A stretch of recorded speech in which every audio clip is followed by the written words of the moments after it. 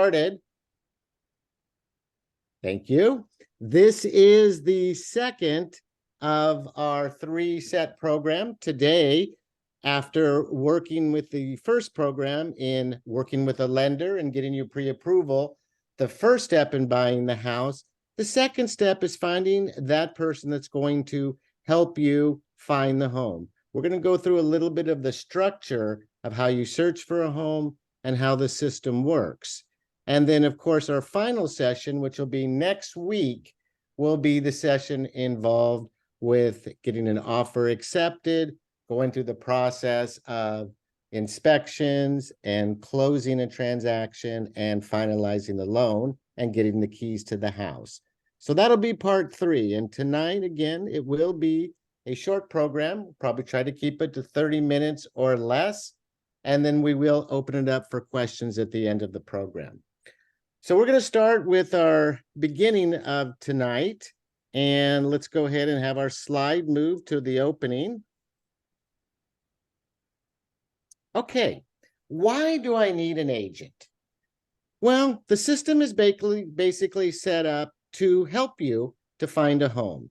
So let me start with how the process works, and I think this is probably the easiest way to understand it. So what happens is initially, a person that wants to sell their home will call a real estate office, and they will begin the process of listing their home, which is the process of putting their home up for sale. When they sign a contract to list their home with a brokerage, they will pay that brokerage typically 5 or 6% or any amount that they agree to. There's no set amount.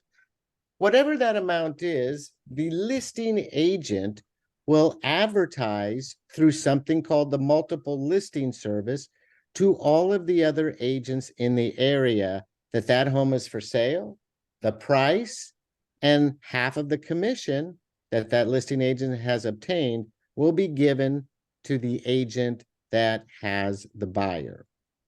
So essentially how the system works is that all offices, pretty much all of them, will put their homes that come up for sale into the multiple listing service, at which point RE/MAX, Century 21, Bailey Properties, David Ling, EXP, Keller Williams, and all the others will have access to that property, and all of their clients will have access to that property.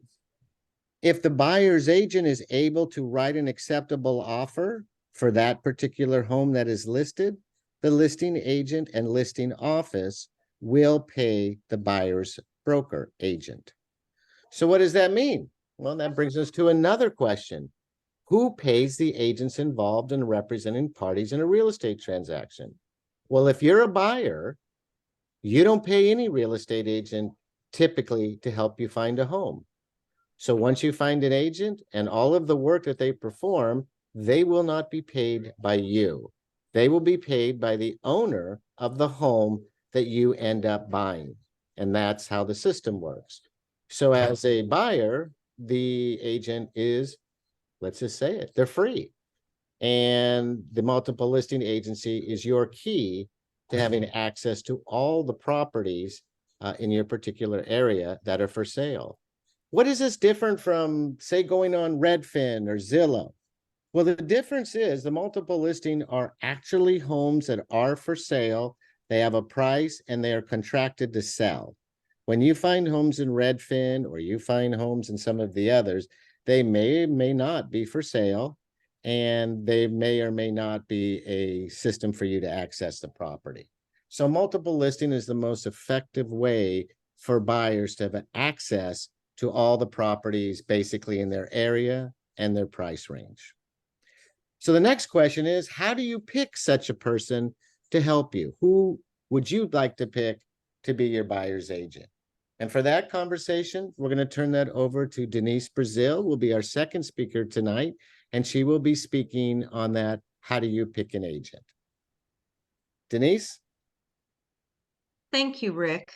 Good evening, everybody. Choosing an agent is key to your success in searching for, finding, and purchasing a home. One way you can find an agent that works for you is by asking your friends, family members, maybe coworkers, acquaintances who you know have purchased a home or who have sold a home. They can tell you their experiences with their agents, and they can let you know what worked for them and what kind of a relationship they had with their agent.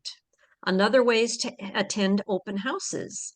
You can ask the agent who's hosting the open house one or two questions to see how they respond to your questions. And while you're there, you could observe how they respond to other visitors, and that gives you an idea of how that agent interacts with prospective buyers. Also, another way is to find out about agents is looking at the newspaper. Agents always advertise in the newspaper. Different brokerages do. A lot of agents advertise on Facebook, and that gives you an idea of what agents and brokerages are out there conducting business. So you become familiar with a certain name, a certain brand of a brokerage. Another important aspect is knowing yourself. And I'll give you an example of remembering when you were in school and remembering a teacher you had a very good relationship with. And in that classroom, if you did really well as a result of how that teacher treated you and responded to you, know how well you respond to that person. That will help you determine what kind of an agent will guide you along and develop a really successful relationship with you. So the agent you choose should contact you regularly, respond to your questions on a regular basis. They'll be educating you on transaction terminology. They'll show you properties within your price range and the properties that suit your needs.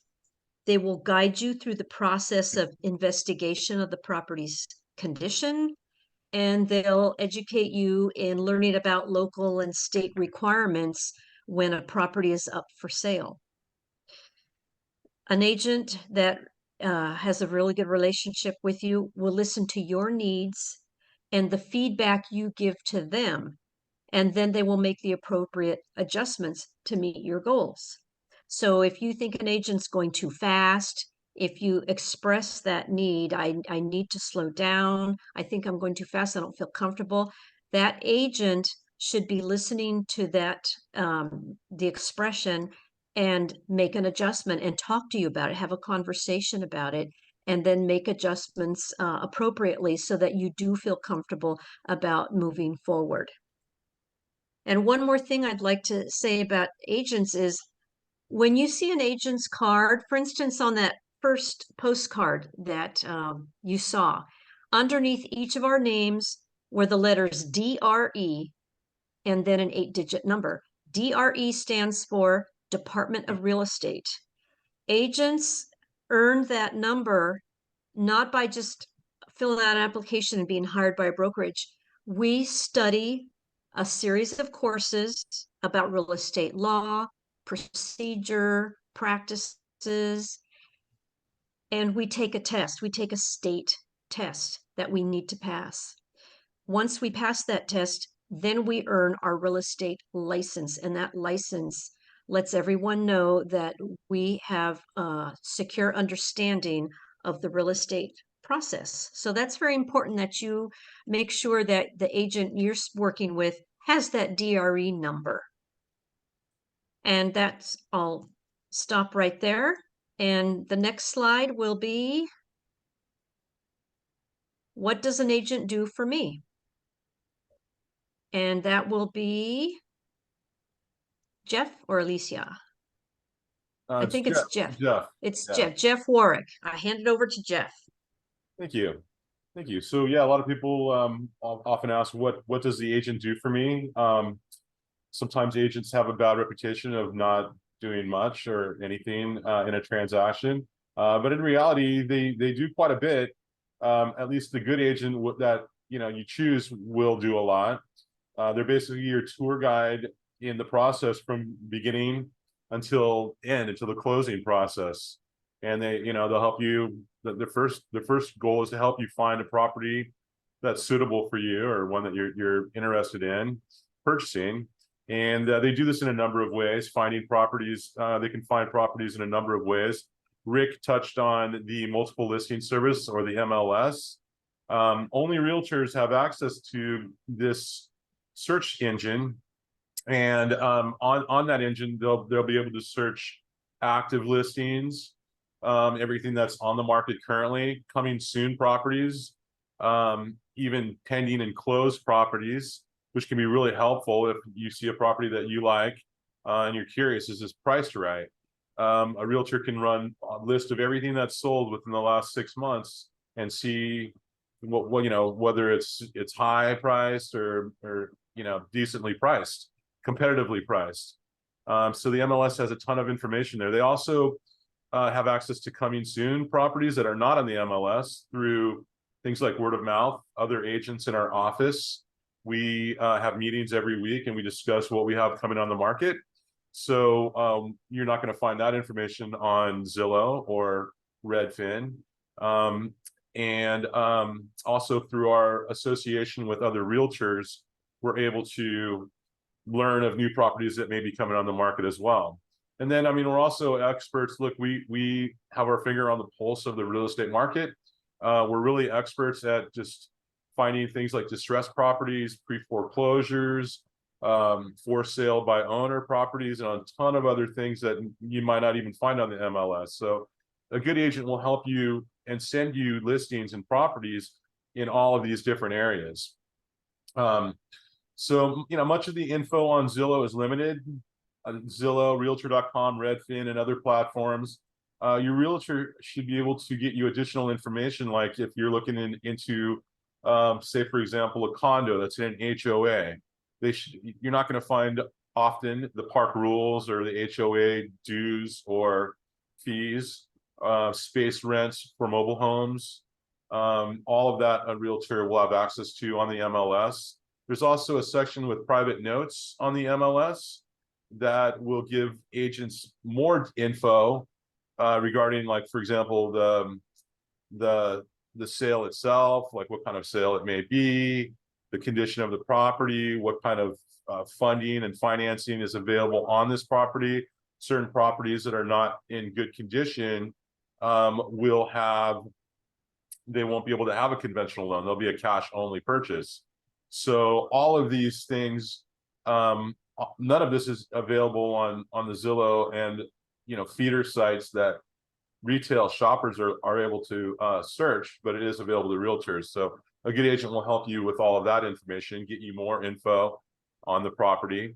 Your agent will also start going through, if you find a property that you're interested in, he'll help you go through all of the seller required disclosure documents to get additional information on the condition of the property, as well as things like home inspection reports, pest inspection reports, title reports, and other important info to further gauge, is this asking price reasonable, or is it overpriced? Maybe all of these things will go into consideration, and they'll help discuss this with you.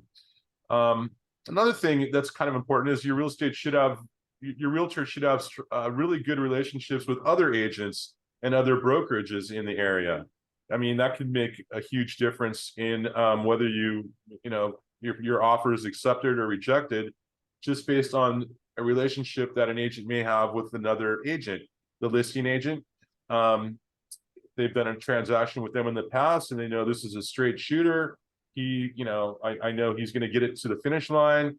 Oftentimes, that's the determining factor. If everything else is the same and there's multiple offers, that could be the reason why your offer gets accepted, is simply because of your realtor's relationship with other agents. And lastly, I think your agent should be trained and experienced in contract negotiations. I think Rick and Denise both touched on this a little bit, but I mean, this happens during and in the middle of a transaction. You'll learn of something that might be an issue with the property. Your agent will help negotiate maybe a request for repairs to potentially get you a credit in the middle of a transaction, a price reduction, or get the issue fixed while you're still in contract. So you definitely want an agent that is very strong in strong negotiation skills, and someone that works well with other agents. But one of the most important aspects between an agent and a client is communication. This doesn't really get discussed a lot, but the communication between an agent and the client is so vital and so extremely important. I mean, we need to know what the client likes, what they don't like about properties that we're sending them, whether you know, this property is not in good condition in their opinion, or and then, you know, be able to make adjustments along the way, send properties that are more suited for the client's needs. So, you know, it's really important for the client to communicate with the agent and tell them what they like about properties they're seeing, what they don't like, areas maybe that this is not an area for me, or, you know, this, I'm looking more in this area. All of that is going to be so important to have a successful transaction. So that was basically all I have to cover about what realtors do. I think we're on to Alicia, Danna now. Thanks, Jeff. That was a lot of good information. Appreciate it. So now what happens once you find the home? So now we put the offer in, and this is when your agent's going to sit down with you and you are going to prepare an offer. So it's a 16-page, it's known as the California Residential Purchase Agreement. Today is not the day to go over those 16 pages, but when you are ready to put the offer, your agent will sit with you and go through those 16 pages. They will also go over with you initial disclosures. So a lot of the time, disclosures are done up front. So you'll know when you put the offer, you know, home inspection, termite issues, things like that. So that can also can help decide what the purchase price is going to be and what conditions you're going to set. When you decide on a purchase price and your conditions with your agent, then your agent will prepare the offer. And when preparing the offer, there's a couple things that you are going to have to get to your agent. So the first thing is your pre-approval process, which is what you would get from Vince or Lisa. And along with the RPA, the contract, which is 16 pages, and then proof of down payment. So proof of funds, where your funds are coming from. All of this gets bunched up together, and that's the offer package. The seller will then, your agent will then prepare that package and send it to the seller's agent, the listing agent. Once the listing agent has that offer, and it doesn't mean that you will be the only offer, they could have had other offers also. Then at that point, the listing agent will present the offer to the sellers, and the sellers will then decide which offer they accept, which offer they reject, or if they will counter the offer. When there is multi-offers, a lot of the time they may counter more than one.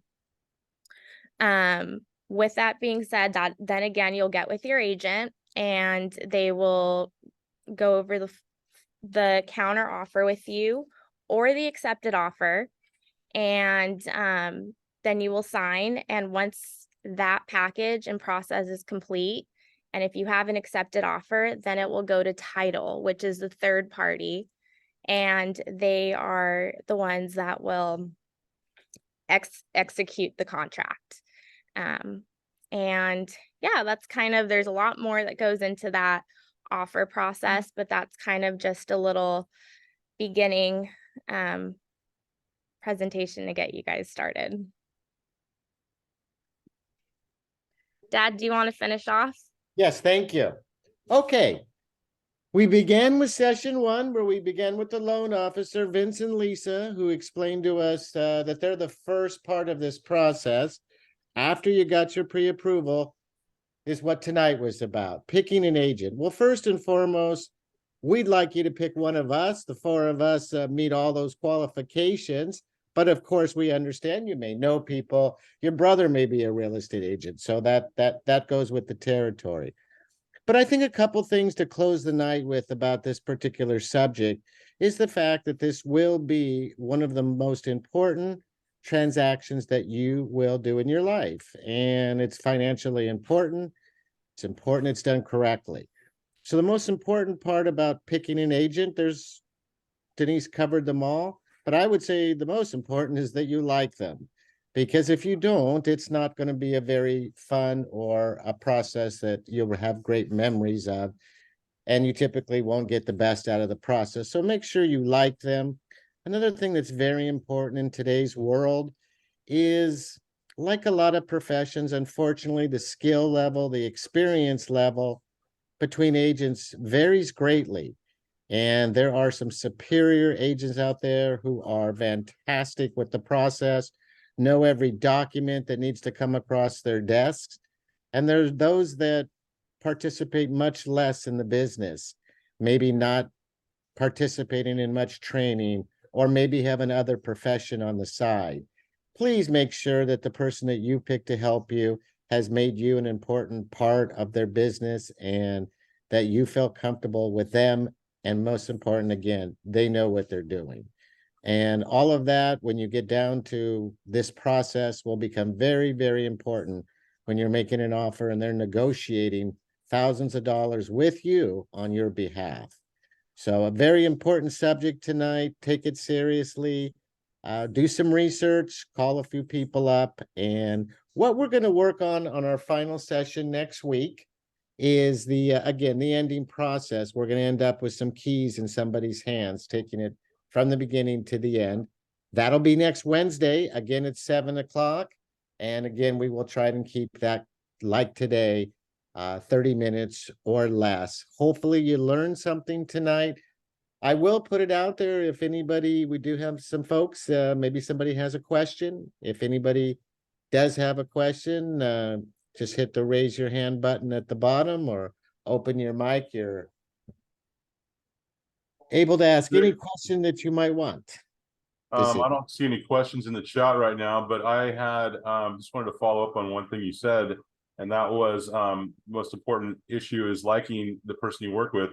And that really is, I think also trust is extremely important. You really need to be able to trust this person. So liking someone's great, but being able to trust them as well. And when you said you might have a brother that's a realtor, yeah, you might like your brother, but maybe you don't trust your brother. Or not just that, but let's put it this way. Like maybe you have a cousin that you really like and he's a realtor. Sometimes, when you're working with the realtor, you need to be able to have real talk. And you can't always have, it's really difficult, let's say, put it that way, to have hard discussions with close friends, family members. It's really tough to let them know, hey, you need to pick up the pace here because I need to find a place now. It's hard to do that sometimes with close friends and family. So just something to keep in mind. Only you'll know if that is going to work with your particular family or friend who's a realtor. But anyway, sometimes that can be tough. That's absolutely true. And the trust factor goes without saying. If this is a very important factor in the process, of course. I still don't see any questions, but I mean, if anyone has any, please feel free to unmute your mic or type it into the chat area, and we're happy to stick around and answer anything that anyone may have. Or they can reach out individually, text any of us. Our numbers are available. Can you, Alicia, can you put the first page up again with all of our phone numbers and stuff? Yeah. So in case you have any questions, and again, we'll be back for part 3, which will be next week. So thank you again, and we'll see you next week. Thanks, everyone. Thank you.